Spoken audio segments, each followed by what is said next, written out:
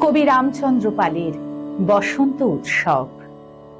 আমি তোমার ডাক পাইনি, আমি তোমার দুঃখী ফাগুন মাস। আমি খোয়াই প্রান্তবাসী, একা বাউল নদীর হা হুতাশ। আজ ছিল দিল খোলা আবির, আজ কত কি ছিল সম্ভব। শিমুল হতো, পলাশ হতো, কৃষ্ণচূড়া লাল। তোমার সোনা ঝুরির শাড়ি নেশায় বেসামাল। আবির হয়ে উঠত এমন শান্তিনিকেতন। তুমি যদি ডাক পাঠাতে, ডাকবে যে কখন? বসন্ত দিন যাচ্ছে চলে, বসন্ত দিন যায়।